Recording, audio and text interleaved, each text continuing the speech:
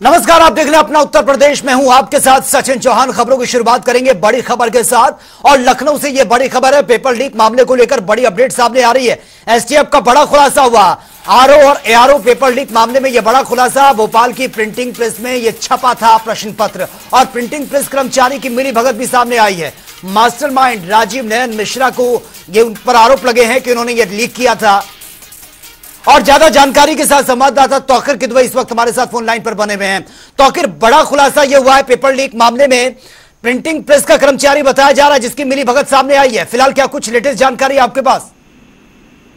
देखिए, ये 411 पदों के ऊपर भर्ती थी और करीब 10 लाख से ज्यादा छात्रों ने इसमें प्रतिभाग किया था। फरवरी में एग्जाम हुआ था, उसके बाद से ही चर्चाएं पेपर लीक की तेज हो गई थी। समाजवादी पार्टी के राष्ट्रीय अध्यक्ष अखिलेश यादव ने भी इस पर सवाल खड़े किए थे। फिलहाल इस मामले में पहले भी पुलिस ने 2 गिरफ्तारियां की थी, जिसमें एक बर्खास्त सिपाही को भी गिरफ्तार किया गया था और उसी से लीड मिली थी कि कौन कौन लोग इसमें शामिल हैं। फिलहाल भोपाल की जो प्रिंटिंग प्रेस बताई जा रही है, वहां का एक कर्मचारी है सुनील, उसने मदद की थी राजीव नयन मिश्रा की, और राजीव नयन मिश्रा के साथ 6 और लोग भी शामिल थे जो इस पूरे जो पेपर लीक में शामिल थे। और सबसे बड़ी बात है कि इनकी गिरफ्तारी इलाहाबाद के सिविल लाइन से की गई है, यानी कि कनेक्शन अब इलाहाबाद भी पहुंच चुका है। और अब एसटीएफ की टीम छानबीन कर रही है कि आखिर पेपर और किन जिलों तक पहुंचाया गया, वो लोग कौन थे। और इस पूरी कड़ियां जोड़ने का जो सिलसिला है वो अभी भी जारी है। इसमें और भी गिरफ्तारियां कर सकती है। ठीक है, चलिए तौकीर, बहुत बहुत शुक्रिया फिलहाल आपका इस तमाम जानकारी के लिए।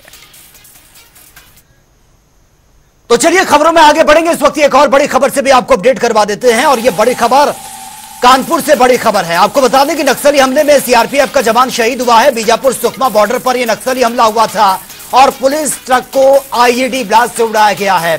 महाराजपुर निवासी शैलेंद्र हमले में शहीद हुए हैं और कोबरा बटालियन में शामिल थे शैलेंद्र, जो ये शहीद हुए हैं। तो ये बड़ी खबर सामने आ रही है। इस ट्रक को उड़ाया गया था नक्सली हमले में। सीआरपीएफ का एक जवान इसमें शहीद हुआ है।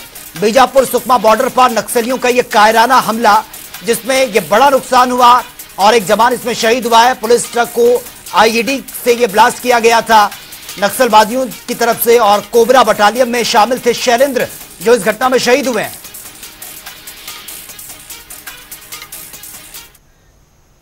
और आगे बढ़ेंगे इस एक और बड़ी खबर के साथ। अयोध्या से यह बड़ी खबर है। कल अयोध्या आएंगी हरियाणा कैबिनेट और आपको बता दें कि बीजेपी विधायक और मंत्री भी अयोध्या आएंगे। अयोध्या में श्री राम के दर्शन पूजन करेंगे, कैबिनेट के साथ दर्शन करेंगे।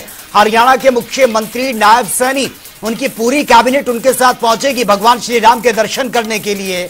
तो कल हरियाणा के मुख्यमंत्री नायब सिंह सैनी अयोध्या पहुंचेंगे, उत्तर प्रदेश पहुंचेंगे अपनी पूरी कैबिनेट के साथ और यहां पर भगवान श्री राम के दर्शन वो करेंगे, भगवान श्री राम का आशीर्वाद भी लेंगे। तो फिलहाल ये बड़ी खबर से आपको अपडेट करा रहे हैं। हरियाणा के मुख्यमंत्री नायब सिंह सैनी कल उत्तर प्रदेश के दौरे पर रहेंगे, अयोध्या के दौरे पर रहेंगे।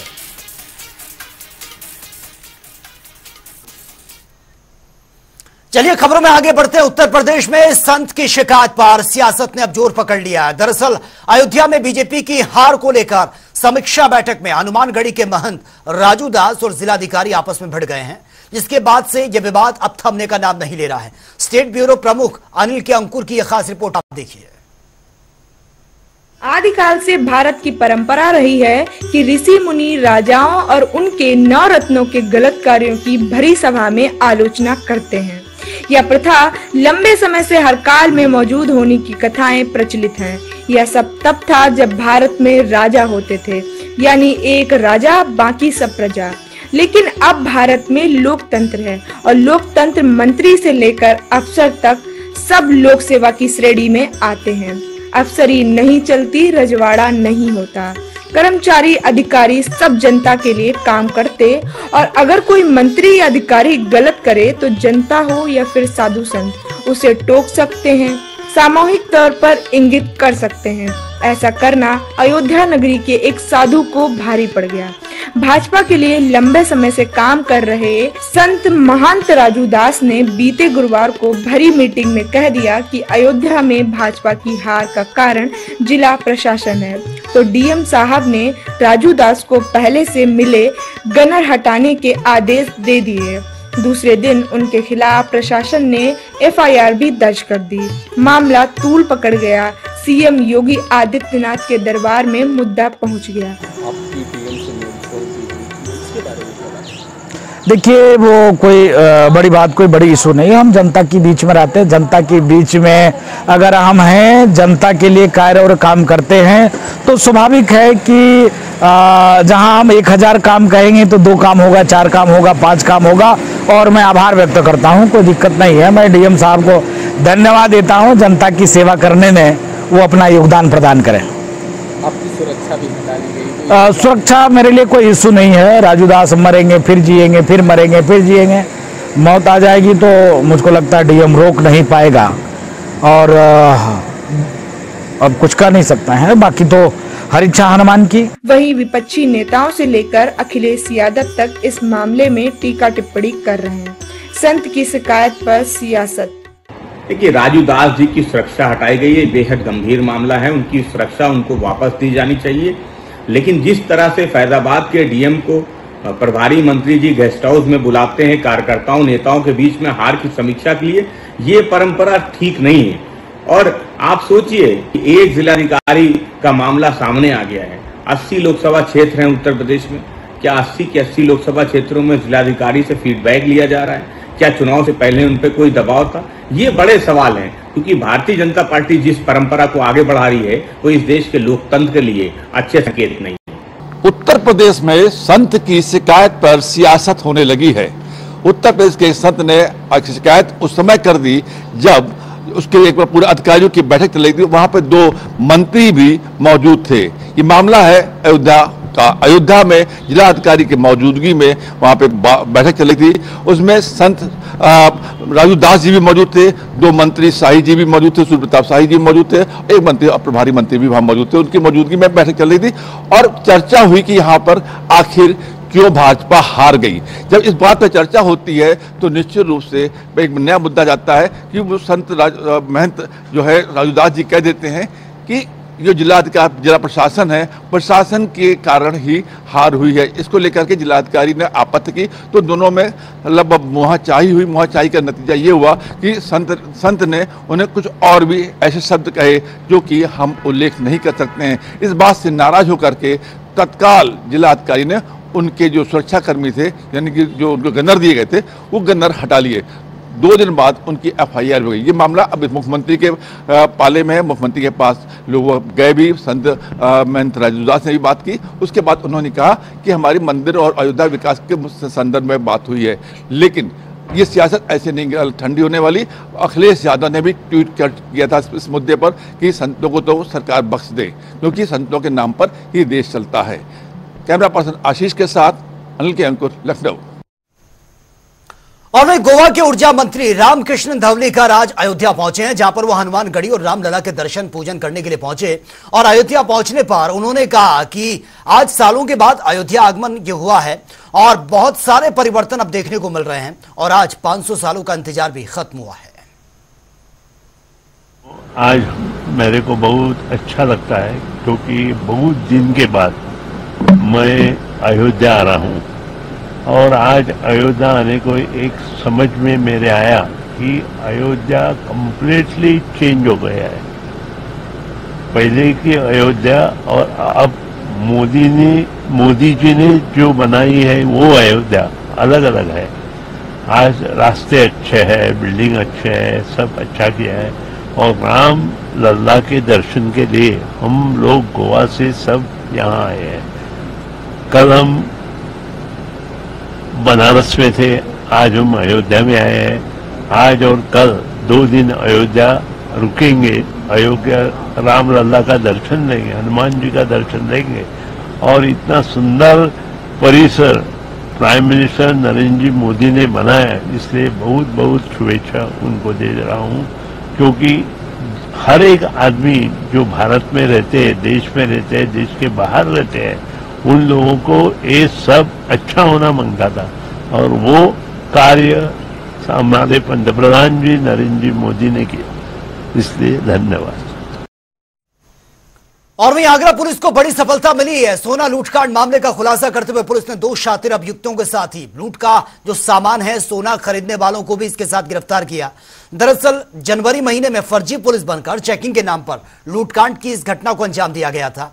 वहीं अब इस मामले में आगरा पुलिस ने कुल 3 अभियुक्तों को गिरफ्तार किया है। पूछताछ उनसे की जा रही है।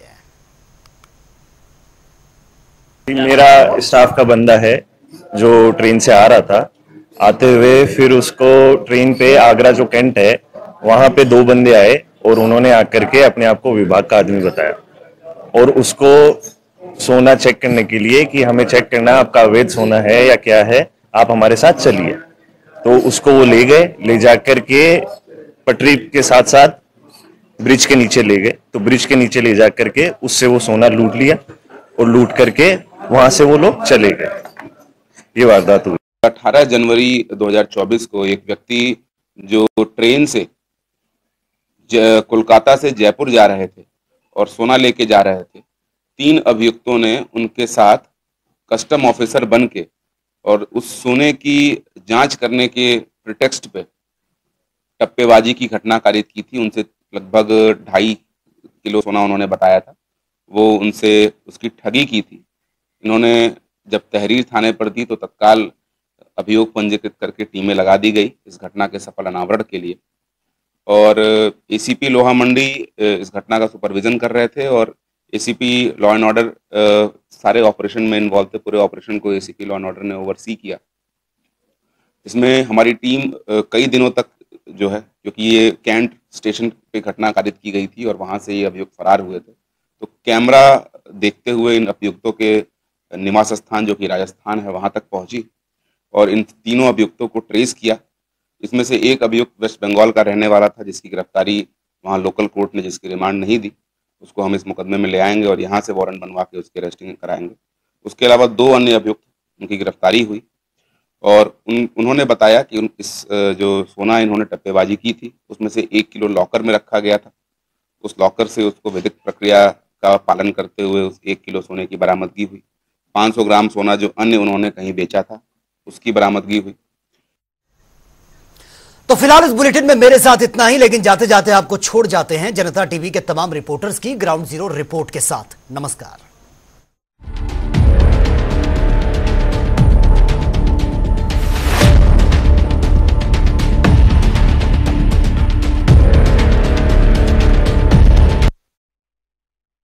लगातार हो रहे पेपर लीक मामलों में एनटीए को लेकर छात्रों का आक्रोश दिन ब दिन बढ़ते ही चला जा रहा है तथा देशव्यापी आंदोलन भी होते जा रहे हैं। इसी कड़ी में आज कानपुर के काकादेव में एक अनोखा छात्र आंदोलन देखने को मिला, जहां पर छात्रों ने एनटीए की सांकेतिक अर्थी निकाली तथा उसका दाह संस्कार कराने के बाद मुंडन भी कराया।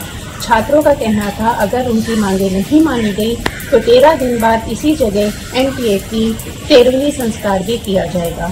छात्रों का कहना था कि नीट तथा यूजीसी परीक्षाओं की तिथि की जल्द से जल्द घोषणा हो, जिससे कि वर्ष पर्यंत जो छात्र परीक्षाओं की तैयारी करते हैं उनकी मेहनत बेकार न जाए। छात्रों का कहना था कि ये आंदोलन यहीं पे नहीं रुकेंगे तथा एक बड़े आंदोलन का आयोजन किया जाएगा जो काकादेव से शुरू होकर पूरे शहर से होते हुए जिलाधिकारी कार्यालय तक जाएगा। छात्रों का कहना था कि जल्द से जल्द उनको बहुत ही अधिक विश्वास में लेकर इन सभी मामलों का संपूर्ण निराकरण हो।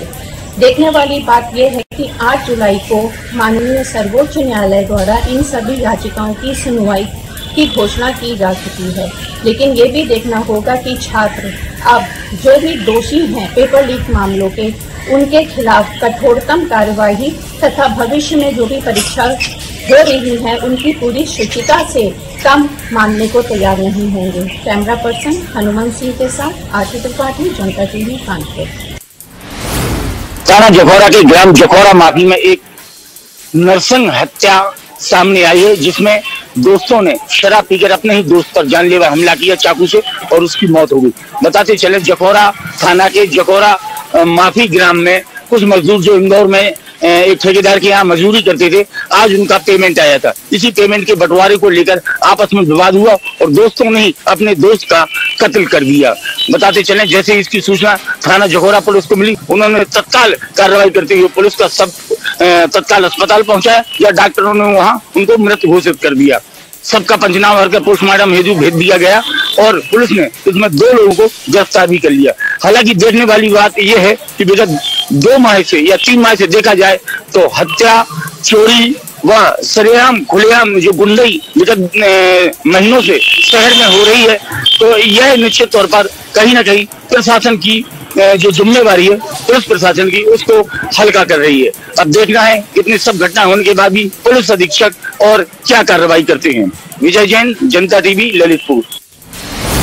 आज हम बात करेंगे पीलीभीत में लकड़ी माफियाओं की। तो लकड़ी माफिया लगातार पीलीभीत में सक्रिय हैं, आए दिन कहीं ना कहीं लकड़ी कटान अवैध रूप से जारी है। वहीं आज हम बात करेंगे बरखेड़ा क्षेत्र के उमरा गांव की, जहां पर आप साफ तौर से देख सकते हैं कि जो यहां पर लकड़ी माफिया जो है सागून के पेड़ काट के ले गए हैं, जड़ों को जो है बिल्कुल उन्होंने ढक दिया है, और पीछे जो है लकड़ी उनके जो पेड़ों के ऊपर की जो लकड़ियां हैं छोटी छोटी, वो साफ तौर से आप तस्वीर में देख सकते हैं कि पड़ी हुई हैं। यहाँ पर बताया जा रहा है जो काश्तकार के द्वारा कि जो परमिशन दी गई, तो परमिशन उन्होंने जब दिखाई, यहाँ पर वन विभाग के कुछ कर्मचारी आए तो उन्होंने देखा तो परमिशन फर्जी पाई गई, और यहाँ पर उनको बताया जा रहा है काश्तकारों को जो 50,000 रुपये में सौदा हुई थी उसको भी यहाँ पर पूरा पेमेंट नहीं दिया गया, और फर्जी माफिया सुबह सुबह आए और 6 पेड़ काट कर लेकर चले गए। धर्मेंद्र सिंह चौहान, जनता टीवी, पीलीभीत।